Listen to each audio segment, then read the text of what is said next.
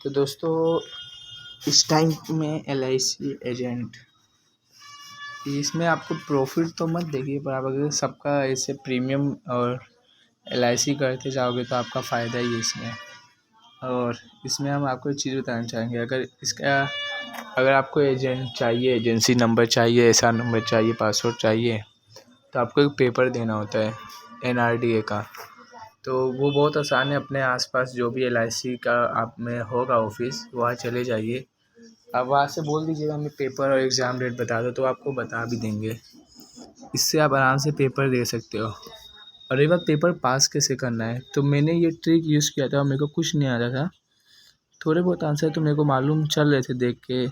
जैसे मान लो बैंक पे किसका कंट्रोल्स होता है, इधर किसका मतलब, तो उसमें ऑप्शन थे और RBI भी था ऑप्शन में, तो वो आंसर तो फिक्स था। और 50 क्वेश्चन आते हैं, उसमें से आपको 17-18 नंबर लाने होंगे। तो मैंने मालूम है क्या किया, 50 में से एक क्वेश्चन तो जो भी आपको बोला वो कंफर्म सही था। बाकी बचे 49 में मैंने पढ़ा, जो समझ आया वो किया। पर उसके साथ ही मैंने एक ट्रिक लगाया, वो ट्रिक मैं आप लोग को बताऊँ तो ध्यान से सुनिएगा। सबसे पहले तो आपको क्वेश्चन पेपर देखना है और सभी क्वेश्चन अटेंड करने हैं, ठीक है। ऐसा नहीं है कि आपने एक क्वेश्चन अटेंड किया और कुछ नहीं आ रहे तो छोड़ दिया। छोड़ने का कोई फ़ायदा नहीं है, क्योंकि नेगेटिव मार्किंग तो है नहीं। तो सभी क्वेश्चन अटेंड करिएगा, ठीक है। तो फिर और जैसे ही आपको, जैसे मान लो 50 में से 4-5 क्वेश्चन तो कम से कम आएंगे, किसी को 15 भी आएंगे तो उसकी बात अलग है। पर बहुत कम ही होंगे जिनको 5-6 के ऊपर सही आंसर मालूम हो। तो उसके बाद एक काम करिएगा, जो ऑप्शन C और D रहते हैं ना, C और D, 5-6 C होने के बाद C और D पे ज़्यादा फोकस करना। और C और D में मतलब समझ लो आप 50-50 लाइफ लाइन ले लिए हर क्वेश्चन में, और C और D बचे, उसमें से कोई एक चुनना है। ऐसा हर क्वेश्चन सोचने का। अब मेन बात ये है, दिए गए सभी उपरोक्त सभी ये सब आपको नहीं मिलेंगे पेपर में, कि A और B दोनों, क्योंकि ऐसे क्वेश्चन भी जानता है एग्ज़ाम वाला कि यही चूज़ होने वाला है, तो वो लोग नहीं देंगे क्वेश्चन।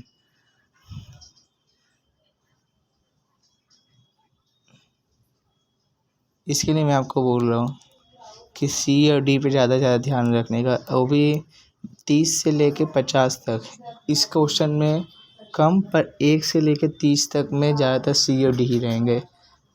और बाकी ये तुक्का लगाने जैसा ही है, पर यही ट्रिक मैंने यूज़ किया था। और मैंने भी ज़्यादा ही का आंसर C लिख के आया है और D नहीं, C। और जो एकदम बिल्कुल ही नहीं समझ आता, एक बार पढ़िएगा ज़रूर। और इसमें मेन चीज़ तो क्या है, जैसे RBI वाला क्वेश्चन हो गया। और एक और क्वेश्चन मेन होता है LIC के एग्ज़ाम में कि जिला आयोग कितना तक पैसा देगा। तो जिला आयोग का 20 लाख के अंदर होता है, फिर राज्य आयोग का 20 लाख के ऊपर, फिर ऐसे ऐसे बढ़ते जाते हैं आगे। और तो इतनी जानकारी थी। और सबसे मस्त, अगर आप मान लो एजेंसी पा जाते हो, तो जीवन उत्सव बीमा करके एक बीमा है, वो एकदम मस्त है भाई। इसमें क्या होता है, जैसे आप मान लो 6 लाख 5 लाख के ऊपर भरना होता है। इसमें आपको मान लो पेंशन चाहिए, ज़िंदगी भर आप कमा रहे हो, फिर जब आप बूढ़े हुए तो आपको पेंशन के रूप में भी तो कुछ पैसे चाहिए होंगे। तो इसमें आप 5 लाख 6 लाख जितना मन का चाहे उतना कर लो। फिर 16 साल तक ये प्रीमियम आपको भरना होगा। फिर 2 साल का डिफरेंट पीरियड होता है, जिसके टाइम आपको ना पैसा भरना होता है। तो इसमें अगर आपका कोई एक्सीडेंट हो जाता है, कोई बीमारी हो जाती है, तो रिकवरी मिल जाएगी आपको, रिकवरी। पर इसमें मतलब आपको कुछ भरना नहीं होता है, ना ही कुछ मिलेगा। और दूसरी बात, आपको अगर पैसा वापस चाहिए हो तो वो भी मिल जाएगा इस पीरियड के बीच में। पर ये है कि ना आपको कुछ पैसा दिया जाएगा ना लिया जाएगा, जब तक आपका मन ना हो। फुल डिटेल अगर देखें तो ये देखिए, जैसे मैंने बात किया, मान लीजिए आपकी एज 25 है, तो अगर आप ये चालू कराओगे तो 41 से लेकर 42 के उम्र में आपको ना रिटर्न मिलेगी ना प्रीमियम भरना होगा। सिर्फ नॉर्मल कवरेज, एक्सीडेंटल कवरेज और लोन आप ले सकते हैं, और सरेंडर वैल्यू, बस।